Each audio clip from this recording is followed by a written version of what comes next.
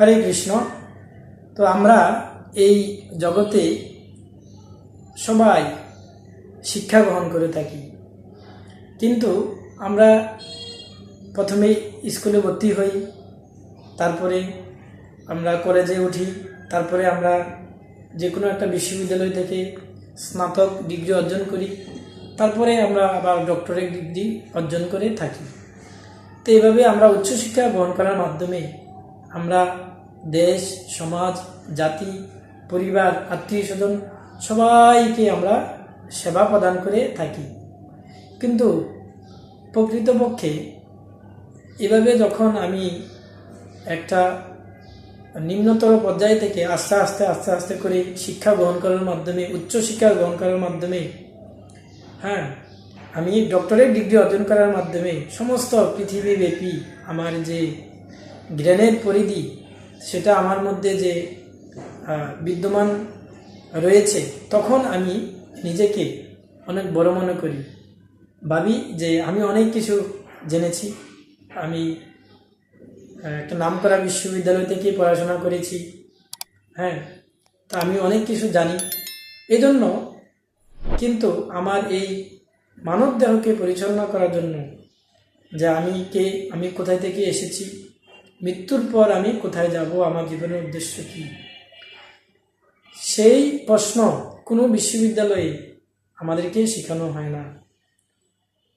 এই জন্য আমরা আমাদের পিছনে যে একজন নিয়ন্ত্রণ রয়েছে, যিনি আমাদেরকে নিয়ন্ত্রণ করছেন সব কিছু, তো সেই সম্পর্কে আমাদের জ্ঞান খুবই সীমিত পরিমাণ, এবং কি যে সমস্ত জ্ঞান আমরা লাভ করে থাকি সেই সম্পর্কে, সেই জ্ঞানটাও আমাদের মধ্যে অনেক সময় আমরা ভুল জেনে থাকি।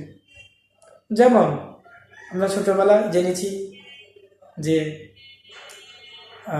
মূর্তির সামনে কি করে অঞ্জলি দিতে হয় উপবাস থেকে, তারপরে আবার সেই রাত্রিবেলা কি করে আবার আরতি করতে হয়। কিন্তু সব কিছু আমরা দেখাদেখি করছি, আসলে মূল প্রকৃতপক্ষে এটার পিছনে যে বাস্তব সত্য, সেটাকে আমরা কখনো জানার চেষ্টা করি না, অথবা যারা আমাদেরকে নিয়ে যাচ্ছে এই সমস্ত উপাসনা পদ্ধতি করার জন্য, তারা নিজেরাও সম্পূর্ণরূপে না জানার ফলে আমরাও সেটা জানি না। তো এই জন্য আমরা এই যে পরম নিয়ন্ত্রণের পিছনে সব কিছু একটা উদ্দেশ্য এবং একটা দর্শন রয়েছে, তো সেটা আমরা কখনো উপলব্ধি করতে পারি না। অনেক জাগতিকভাবে উচ্চশিক্ষিত হলেও কিন্তু আধ্যাত্মিকতার দিক দিয়ে আমরা অনেক পিছিয়ে থাকি। তো কিন্তু এই জাগতিক শিক্ষা গ্রহণ করেও আমরা অনেক অহংকারে মত্ত হয়ে উঠি। আমি অমুক বিশ্ববিদ্যালয় থেকে আমি সবচেয়ে বড় ডিগ্রি অর্জন করেছি। তো এই অহংকারের ফলে আমরা মূলত আমাদের যে সত্তা, আমাদের নিজেকে তখন আর হারিয়ে ফেলি প্রকৃতির মধ্যে। কিন্তু এই সম্পর্কে রবীন্দ্রনাথ ঠাকুর, তিনি ছিলেন এক বড় বিখ্যাত দার্শনিক এবং কবি। তো তিনি বলেছিলেন যে এতটুকুর দরুনি কতটুকু জানি, অর্থাৎ এই পৃথিবীটা হচ্ছে কি বিশাল বড়, তো সেই তুলনায় আমি অল্প পরিমাণ জ্ঞান অর্জন করেছি, যেটা হচ্ছে কি পর্যাপ্ত নয়। তো রবীন্দ্রনাথ ঠাকুর এত বিশাল জ্ঞানের অধিকারী হয়ে, যিনি আমাদের জাতীয় সঙ্গীত রচনা করেছেন, বিশ্বকবি উপাধি পেয়েছেন, তো তিনি একজন এত বড় বিখ্যাত কবি দার্শনিক হয়েও যদি তিনি নিজেকে এত ক্ষুদ্র মনে করেন, আর আমরা একটা সামান্য বিশ্ববিদ্যালয় থেকে একটা সাবজেক্টে অনার্স, মাস্টার্স, পিএইচডি, ডক্টরেট অর্জন করে ডাক্তার, ইঞ্জিনিয়ার হয়ে আমরা নিজেকে খুব অহংকারে মত্ত হয়ে আমাদের নিজের সত্তাকে হারিয়ে ফেলি। তারপরে নিউটন, তো তিনি বলেছেন যে আমি সারা জীবনে যে জ্ঞান অর্জন করেছি সমুদ্রে পড়ে থাকা নুড়ি এবং পাথরের থেকে আরও কম। তাহলে দেখেন নিউটন, আমরা জানি যিনি হচ্ছে কি 3টা সূত্র তিনি আবিষ্কার করেছেন, যেটাকে বলা হয় নিউটনের গতিসূত্র। এই সূত্রের উপরে বেস করে আমাদের সমস্ত বিজ্ঞানীরা সব কিছু নিয়ন্ত্রণ করছেন, কিন্তু মূলত নিউটনের যে প্রত্যেকটা সূত্র এটা আমাদের শাস্ত্র থেকে, বৈদিক শাস্ত্র থেকে উদ্ভাবন করা।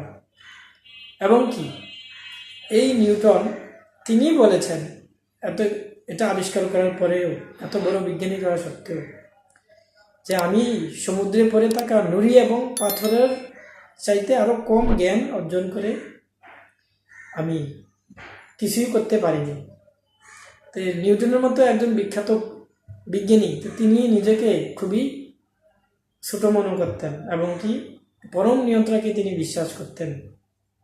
তারপরে সক্রেটিস, তো তিনি বলেছিলেন যে তোমরা যা কিছু সমস্ত পৃথিবীকে জানো না কেন, কিন্তু সমস্ত পৃথিবীকে জানলেও পৃথিবী আনাচ্ছে কানাচ্ছে যা কিছু আছে সমস্ত সম্পর্কে ধারণা হলেও তোমরা যদি নিজেকে না জানো তাহলে এই সমস্ত কিছু হচ্ছে কি মূল্যহীন বা অর্থহীন, এগুলোর কোনো মূল্য নেই। সত্যি তাই। কারণ হচ্ছে, তো সক্রেটিস বলেছেন, কারণ তিনি একজন বিখ্যাত দার্শনিক ছিলেন, তিনি বলেছেন নো thyself, নিজেকে জানো। যদি নিজেকে না জানো তাহলে এই পৃথিবী পরম সত্তাকে তুমি জানতে পারবে না। আর যদি পরম সত্তা বা নিয়ন্ত্রক যে একজন পিছনে আছেন তাকে যদি আমরা না জানি তাহলে আমার এত পড়াশোনা, ডক্টরেট ডিগ্রি, অনার্স মাস্টার্স করে আমার কী লাভ? এজন্য সক্রেটিস বলছেন নো thyself, নিজেকে জানো। তো সক্রেটিস, নিউটন, রবীন্দ্রনাথ ঠাকুর, এরকম আরও অনেক বিখ্যাত কবি এবং দার্শনিক বৈজ্ঞানিকরা তারা যে এই সৃষ্টির পিছনে যে একজন স্রষ্টা রয়েছেন সেটার অস্তিত্বকে স্বীকার করে সেটাকে কি করে নিজের জীবনে আচরণ করতে হয় তারা অনেকেই দেখিয়েছেন আমাদেরকে। কিন্তু আমরা অনেক সময় তাদের শুধু জাগতিক শিক্ষাগুলোকে গ্রহণ করি, কিন্তু তারা যে একটা দার্শনিক একটা বিচার বিবেচনা করে তিনি যে আমাদেরকে যে জ্ঞান প্রদান করেছেন সেটাকে আমরা কখনো পর্যালোচনা করি না বা সেটাকে অনুভব করতে চাই না। তো এজন্য আমাদের সকলেরই উচিত যে আমাদের যে একজন পরম নিয়ন্ত্রণ রয়েছে সেটা হচ্ছে কি সকলকেই সেটা উপলব্ধি করার চেষ্টা করা উচিত। আর এর জন্য আমি কোথা থেকে এলাম, মৃত্যুর পর আমি কোথায় যাব, আমার জীবনের লক্ষ্য এবং উদ্দেশ্য কি, সেটা আমাকে প্রশ্ন করতে হবে। আর যখনই আমি এই ধরনের প্রশ্ন করব এটাকে বলে অর্থাৎ ব্রহ্ম জিজ্ঞাসা। তো আমরা দেখি যে এই যে আমাদের এই পৃথিবীর মধ্যে আমাদের যত ধরনের জ্ঞান রয়েছে সকল ধরনের জ্ঞান তখনই সার্থক হবে যখন আমরা সেই জ্ঞানকে পরম নিয়ন্ত্রণ যে একজন রয়েছেন তো তাকে অনুভবের মাধ্যমে আমরা সেই জ্ঞানকে কাজে লাগাবো। এজন্য যে আমি যদি কোথাও একটা শূন্য বসাই তাহলে সেই শূন্যের কোনো মূল্য নেই, কিন্তু আমি যদি শূন্যের বাম পাশে যদি একটা সংখ্যা বসাই তাহলে সে শূন্যের বিশাল মূল্য হয়ে যাবে, তখন তার মূল্য হবে 10 বা 10। কিন্তু সেই এক না বসিয়ে আমি যদি একটা শূন্য, দুটা শূন্য, তিনটা শূন্য, এভাবে 100 শূন্য, 1000 শূন্য, লক্ষ শূন্য, কোটি শূন্য এবং অনন্ত কোটি শূন্য আমি দেই তাহলে কোনো মূল্য নেই। ঠিক এরকম আমরা এই জড়জগতের যে সমস্ত জ্ঞান অর্জন করি না কেন, যদি আমরা যে আমাদের সৃষ্টির পিছনে যে একজন স্রষ্টা রয়েছেন সেটাকে যদি আমরা পর্যালোচনা না করি বা জানার চেষ্টা না করি তাহলে এটা হচ্ছে কি অনেকগুলা শূন্য বসানোর মতো। আর যদি আমরা সেই পরম নিয়ন্ত্রণকে কেন্দ্র করে সব কিছু নিজের জীবনে পালন করার চেষ্টা করি এবং এইভাবে আমাদের জীবনকে পরিচালনা করি, সেটা হচ্ছে কি একের মতো। এক হচ্ছে পরম নিয়ন্ত্রণের মতো।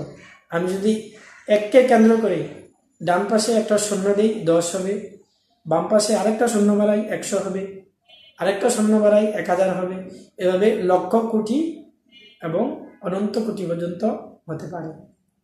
কিন্তু যদি এক না থাকে, সেই শূন্যের কোনো মূল্য নেই। ঠিক এরকম আমরা হচ্ছে কি শূন্যের মতো, আমাদের জ্ঞান শূন্যের মতো, আমাদের জানার পরিধি শূন্যের মতো। কিন্তু আমরা যদি সেই শূন্যকে কাজে লাগাতে চাই, মান বাড়াতে চাই, তাহলে আমাদের অবশ্যই পরম যে নিয়ন্ত্রণ রয়েছেন, তিনি কোথায় রয়েছেন, কি করে আছেন, হ্যাঁ, আমি কি করে তার সাথে সম্পর্ক স্থাপন করতে পারি। তো এই প্রশ্ন যখন আমাদের মধ্যে উদয় হবে, তখনই আমরা আমাদের জীবনকে সার্থক এবং ধন্য করতে পারব। তো এই জন্য আমাদের সকলেরই বিশ্বাস করা উচিত যে একজন পরম নিয়ন্ত্রণ বা ঈশ্বর রয়েছেন, যিনি আমাদেরকে সব কিছু সুন্দরভাবে পরিচালনা করছেন। হরে কৃষ্ণ কৃষ্ণ কৃষ্ণ হরে হরে, হরে রাম রাম রাম হরে হরে।